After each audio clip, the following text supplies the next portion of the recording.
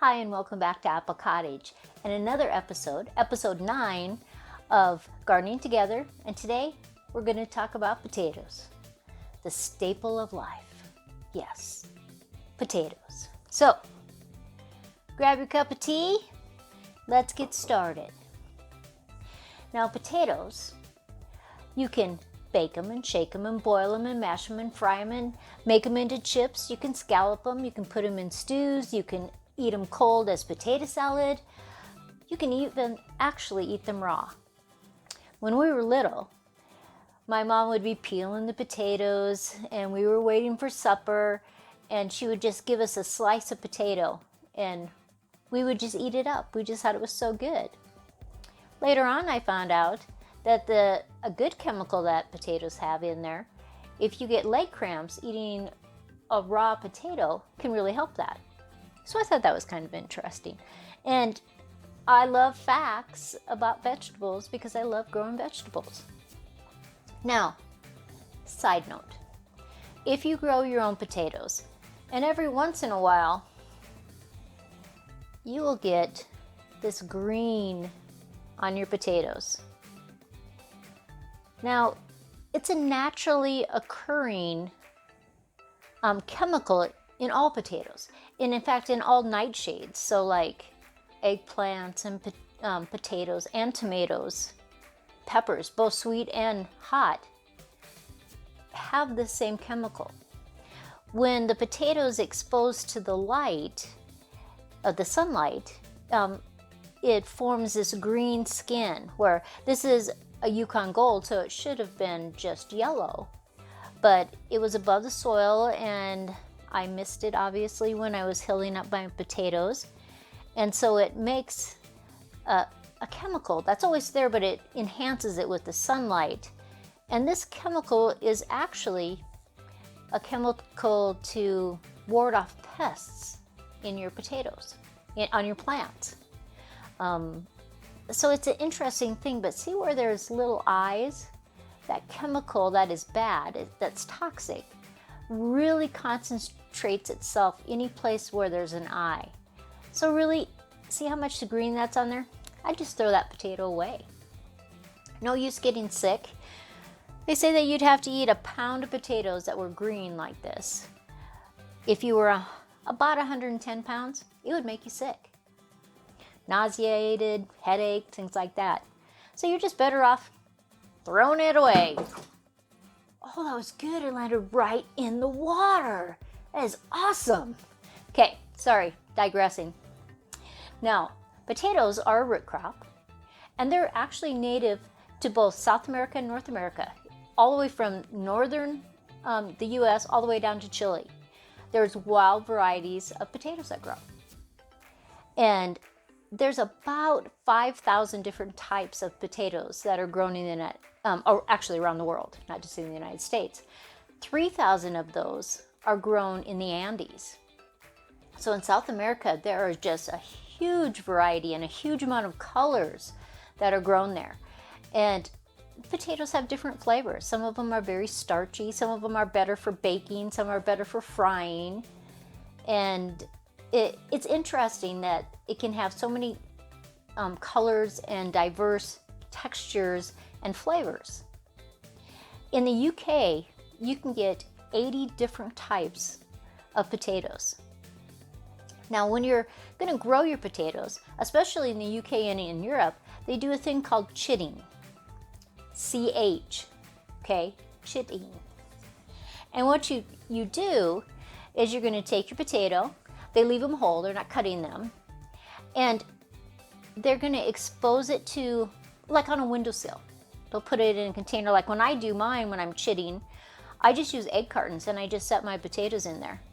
And you want the eyes to start to grow, but not how, like if you left a potato in your cupboard and you forgot about it, and you have eyes that are about 2 feet long. That's not what you want. You want the eyes to stay very short and squatty, and they'll turn kind of a greenish purple, and then they're perfect for planting. I never cut my potatoes when I plant them. I know a lot of people will chop them up and make sure they have a certain amount of eyes, but my thinking is I want it to really have a good start. I want it to have a lot of nutrients while it's starting to make its roots. And so I plant them whole. And it makes so that I get a larger poundage from that plant. And so I haven't cut potatoes for a really long time. I know a lot of people do. They cut them, let them dry for a little while, and so that skin gets a little calloused, and then they'll plant them. But I've just found that doing the process of chitting them, like I chit them in the greenhouse, that works good for me. And then I'll actually plant them in pots, because I start that way before I can really grow them outside. So I'll plant them in pots, and the plant will be, a foot tall before I ever put it in the ground. And that works really good, because once I'm putting it in, I'm hilling it right away, and it has some extra time, and I get more potatoes. Now, a potato is really a herbaceous perennial. And we don't think of a potato as being a perennial, but it really is. It grows, all the top dies back. Of course, it's making more tubulars, more potatoes under the ground. But if you left some of your potatoes, I'm sure, say you're gardening, thought you got all the potatoes. Next spring, you're planting away, and pretty soon here comes some potatoes up. You had missed them.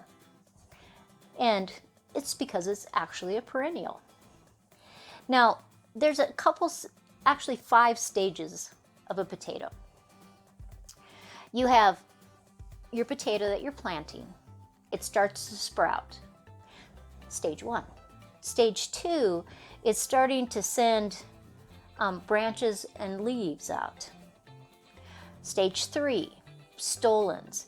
And that's the part where it's underground, but if it would have been above ground, that's where a leaf would have came out. It's like a node. And there, when it's, it's sending out the roots, it's going to start making little tiny potatoes. And then while it's doing that, it's going to send up more shoots. It's going to send up flowers, make flowers on the shoots. And then eventually, you will have your mature potato. That, as Americans, we love our potatoes. Probably we sell more potato chips and French fries than any other kind of potato in the United States. That's a fact I just made up. No, it's realistic. How many people go to fast food and they get French fries? How many people have potato chips when they have their lunch? But we love our potatoes. Now, this is not the only way to grow a potato. You can actually grow a potato from a seed. Now, not all potatoes now, when they send up the flower, make a little seed ball behind where the flower was. But sometimes you might be growing potatoes, and when it flowered, it made this little green ball right where the flower was. Inside there are actually seeds. And when you plant potatoes from seeds, they're called true seeds. I'm going to send that up, and hopefully you'll be able to see those. Let it focus maybe. They kind of look like a tomato seed, only smaller. They're in the same family. Like this one is called lump of snow. It's a very white potato. And when you go to grow this, you start them inside, and you plant them just like you're going to grow tomato seeds. And I will actually start growing these in February, because I want to plant fairly large before I plant it outside. And I have 4 different types of true potato seeds. And I've grown these lots of times. There's groups, there's Facebook pages that are dedicated to true potato seeds. And those people never grow from a potato. They only grow from the seeds. You can get a lot of different kinds of varieties, different colors, and it's just a different way to grow. And so that's an option for you to try. Now, once your potatoes are planted in the ground, From the day that I plant them in the ground, I am going to watch and mark my calendar 8 weeks from that date. At that eight weeks, I will never fertilize my potato after that. So if, say, it goes in the ground May 20th, basically by the middle of July, I won't fertilize my plant at all again. If I do, I get way too much foliage and not enough potatoes because it's got a lot of nitrogen, it's growing a lot of leaves, and I want that potato to work for me, not for itself. And so I just don't fertilize after that. And it's just worked real well, because have you ever grown potatoes and you hardly had any potatoes in there? Now, there can be a lot of reasons, but one of the reasons can be that it was over fertilized and all the energy went into the plant instead of making the potatoes. So that if you really want great potatoes, there are things that you need to watch. The moisture in the soil, the temperature in the soil and in the air. How much sunshine is it gonna have? What are the nutrients that are in your soil that can help your plant? And then there's pests, of course, because they can be devastating to potatoes. A potato bug is a horrible thing. They'll just chew those leaves up. Probably the biggest problem that we have in Wyoming is scab. That's it's not like you can't eat the potato. The skin just doesn't look very good. It looks literally like it has scabs all over it. Some potatoes can have blight, aphids, mites, and it could be because our Wyoming, we have such cold winters. But for the most part, once in a while I'll see a potato bug. I just pick it off and squish it. But there can be times that I've had scab on my potatoes, and so then I don't plant my potatoes in that same spot. But I plant a lot of potatoes in the ground, and I have these huge containers, round containers, and I grow the potatoes in those too. And so I will just put the potato in. I'll have about 4 inches of soil in that pot, put the potato in, and cover it with about 3 or 4 inches of soil. And as the plant grows, I just keep adding soil until I get all the way to the top of the pot.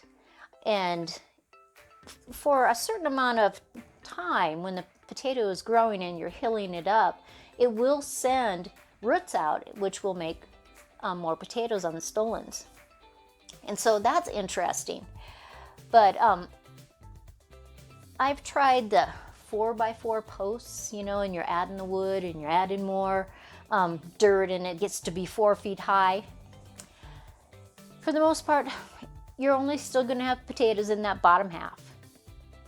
It's an interesting concept, and I've seen people try to do it in great big garbage cans, but still, they're potatoes in that bottom half. But they're fun to try. It's a project it's fun to do. Now, different places in the world grow potatoes better than other places. Like China is the worst place to grow potatoes. On a hectare of land, they will be lucky to get 14.7 tons per hectare. That's horrible. Where New Zealand is the best place to grow potatoes. It's a combination of their weather and their soil, and on their hectares, they can grow 60 to 85 tons of potatoes per hectare. That's fabulous, and that's the best place on this earth to grow potatoes, even better than South America. Now, of course, people will always find with plants and vegetables that you can make alcohol. Vodka is made from potatoes. And it doesn't matter where you live in the world, somebody's going to figure out how to make alcohol from your vegetables. And so vodka, and Russians are famous for it. Now, a lot of people grow potatoes and they just feed it to their livestock. And I found it very interesting that in Maine, the state of Maine, there's a company that's trying to use the starch from potatoes, and they're actually trying to make biodegradable packaging so that books or whatever you're shipping can get shipped in these boxes, and then that box will completely biodegrade. And I thought, that's a good thing to invest in. Now, in India, when people get burns on their, let's say on their hands or their arms, they take the potato skins and lay it on the burns. And something in the potato helps with that. I haven't ever tried that, but I thought that was interesting. Now, if you really love your potatoes, there are 2 companies that will mail potatoes for you. One is called Potato Parcel, and the other one is Mail a Spud. So if you want to mail some potatoes to somebody, that's who you need to contact. And so that's very fun. Now, when I store my potatoes, I don't take the dirt off or anything. And so these ones I pulled out of my cupboard, keep them in a little box, a lot of airflow. And I just pull them out, wash them, and then I let them dry on a towel, and then I put them in the cupboard so I can use them. And the cupboard's dark, of course, and that helps your potatoes last. But if you can keep your potatoes at about 45, 50 degrees, a lot of them can last for 12 months. And that's exceptional. We'll eat all of ours before they are ready. If you don't have a cool place, maybe put it in an unheated garage. I've done that before. I've taken a great big plastic garbage can, put some straw down, put a layer of potatoes with none of them touching each other, put some straw, another layer of potatoes, put some straw all the way up, and put the lid on. And they last until we're ready to, until we eat them all. Once in a while I might get some that are sprouting way down at the bottom, and I try to put the largest ones down farther, so I'm using the smallest ones first. I've stored them in my pantry in between layers of newspaper, and I have some downstairs right now that are like that. They won't last as long as they do in the garage, but it's not quite as cold. It stays 55, 60 degrees, but it doesn't stay 45 degrees down there. And so you can really grow a lot of potatoes and store them. Now, honestly, are potatoes economical to grow? Unless you're doing it on a large scale and you have acres that you're growing, no. They take up a lot of space. You got to hill them up, and you got to do stuff like that.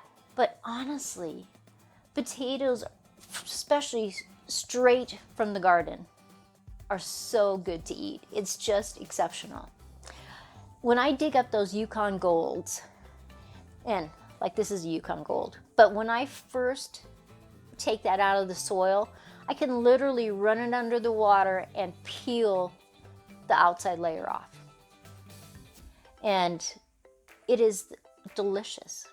I like to grow a lot of different ones. I like blue ones, I like purple ones, red-skinned ones, yellow ones that are, the flesh is kind of yellow, ones that the flesh is really white. They're all good. I love my potatoes because they are a staple of American life. So I'm going to show you some pictures of potatoes grown in my yard, and I hope you like gardening together. This is Sandy at Apple Cottage. As always, subscribe, like, share with the world, press the little bell so you get notifications. And I'm giving away this little guy when I get my first 100 subscribers, and I'm at 96 tonight as I do it. And tomorrow morning when it airs, I'm hoping I have 100 subscribers. So this little guy, he's got a pin in there. It's a outdoor marker for your garden. Put on your little tabs, and he talks. Hi, what you doing? Say hi to everybody. So this is Sandy at Apple Cottage. Have a great day. You're repeating me. Oh my gosh, I'm mailing you away to somebody.